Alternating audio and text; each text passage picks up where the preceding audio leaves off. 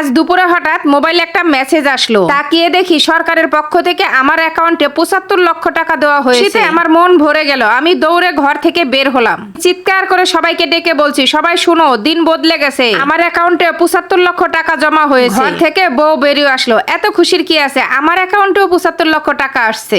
এই যে মেসেজ দেখো, আমি একটু অবাক হলাম। ভাবলাম আশেপাশে সবাইকে গিয়ে বলি।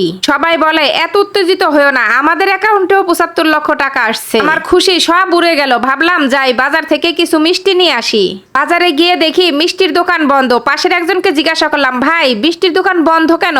তিনি বলল, মিষ্টির দোকানদারের আর দোকানদারি করার কি দরকার, তার অ্যাকাউন্টে ৭৫ লক্ষ টাকা আসছে। তাই আমি ভাবলাম যাই নিউ মার্কেটে যাই কিছু কিনে নিয়ে আসি। সেখানে গিয়ে দেখি কোনো দোকানই খোলা নাই, তাদের অ্যাকাউন্টেও নাকি ৭৫ লক্ষ টাকা খিদে লেগেছে। ভাবলাম এখানে তো সব দোকান বন্ধ, যাই সামনের দিকে যাই, ভালো একটা হোটেলে গিয়ে তৃপ্তি করে খাওয়া যাবে। যতই সামনে যাই সবই দেখি বন্ধ। হোটেলের বাইরে দাঁড়িয়ে থাকা স্বাগতম জানার লোকও নেই, যে কাস্টমার দেখলেই সালাম দিয়ে অভিনন্দন জানায়।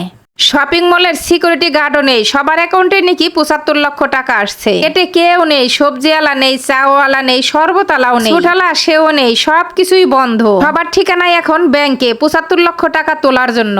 এখন আর কারোরই কাজ করার দরকার নেই, সবার অ্যাকাউন্টেই ৭৫ লক্ষ টাকা আছে।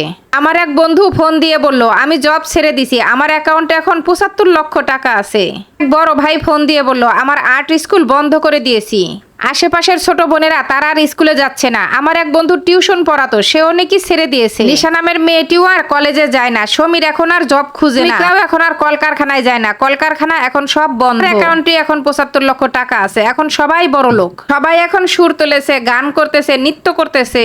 বিকেলে হাঁটতে হাঁটতে মাঠের দিকে গেলাম। কৃষকরা সবাই বাড়িতে, কেউ নাই আর জমিতে। এখন আর কারোরই রোদে পুড়ে বৃষ্টিতে ভিজে কষ্ট করে কাজ করতে হয় না।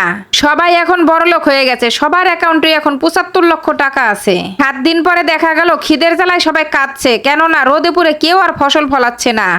সমস্ত দোকানপাট বন্ধ, হোটেল বন্ধ, মেডিকেল বন্ধ, সবকিছু বন্ধ হয়ে গেছে। মানুষ এখন অসুস্থ হয়ে পড়ছে, এখন মৃত্যুর দিকে এগিয়ে যাচ্ছে, কেননা খাবার নেই, ডাক্তার নেই। পশুরাও এখন না খেতে পেয়ে মারা যাচ্ছে। জমিনে এখন আর সবুজ ঘাস নেই, জমিনে কোনো ফসল নেই। শিশুরা খিদের জ্বালায় কান্না করতেছে, গোয়ালা আর দুধ দিচ্ছে না। মানুষ এখন মুঠো মুঠো টাকা নিয়ে ছুটছে রাস্তায় রাস্তায় ঘুরতেছে, পকেটে টাকা নিয়ে।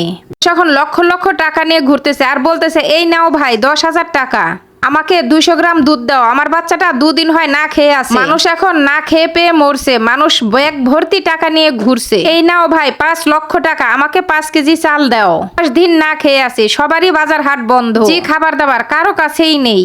সব দিকেই এখন শুধু মৃত্যুর প্রতিচ্ছবি। আমিও এখন ৭৫ লক্ষ টাকা নিয়ে ঘুরতেছি, নেও ভাই নেও, ৭৫ লক্ষ টাকাই নেও, তবুও আমাকে কিছু খাবার দাও। কে কার টাকা নিবে? মানুষ মানুষের দিকে তেড়ে আসছে, এখন হিংস্র পশুর মতো হচ্ছে। এখন মানুষ মানুষকেই খাবে। অচেনা এক লোক তারা করছে আমাকে চিবিয়ে খাবে বলে উঠছি আমি ক্ষুধার্ত মানুষ, কতটুকু বা আর ছুটতে পারি। হোঁচট খেয়ে পড়ে গেলাম, ও মাগো বলে চিৎকার করে উঠলাম। ও তখন ঘুম থেকে লাফ দিয়ে উঠে বলে, কি হলো তোমার?